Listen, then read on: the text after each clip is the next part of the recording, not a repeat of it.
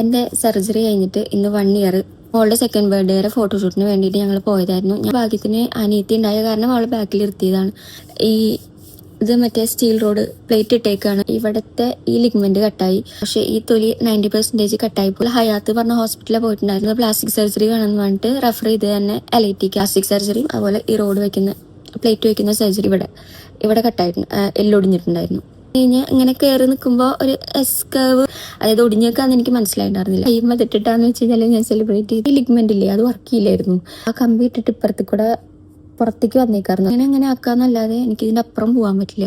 ഫിസിയോതെറാപ്പിക്ക് പോകണം, അല്ലാതെ ശരിയാവില്ല. 1 മന്ത് കഴിഞ്ഞിട്ട് പോലും എന്റെ കൈ തിരിയുണ്ടായിരുന്നില്ല. ഡോക്ടർ നമ്മളെ കൈയൊക്കെ പിടിച്ച് വലിക്കുമല്ലോ, അതുപോലെ ഷോക്ക് തരലും കൈമ ചൂടാക്കലും. അങ്ങനെ 1 മാസം കഴിഞ്ഞപ്പോൾ ഞാൻ നിർത്തി, കാരണം എനിക്ക് പറ്റുന്നില്ല. എന്നെ കൊണ്ട് പറ്റാവുന്ന രീതിയിലൊക്കെ ഞാൻ ട്രൈ ചെയ്തു. വേദന എടുത്തിട്ട് തന്നെ അത് ശരിയാവുള്ളൂ. നമുക്ക് ഇങ്ങനെ തന്നെ ആവോ, അങ്ങനത്തെ ഒരു പേടി ഉണ്ടാവില്ല. ഡോക്ടർ എന്നോട് പറഞ്ഞിട്ടുണ്ടായിരുന്നു എനിക്കിനി വണ്ടി ഓടിക്കാൻ പറ്റില്ല എന്ന്. ഭയങ്കര സീനായി. മറ്റേ ലിപ്സ്റ്റിക്കിന്റെ ഒക്കെ മൂടിയില്ലേ, അതൊക്കെ ഇട്ടിട്ടാണ് ഈ വളവൊക്കെ നിർത്തിയത്. ഇങ്ങനെ നിൽക്കുള്ളൂ എൻ്റെ കൈ. എന്തൊക്കെ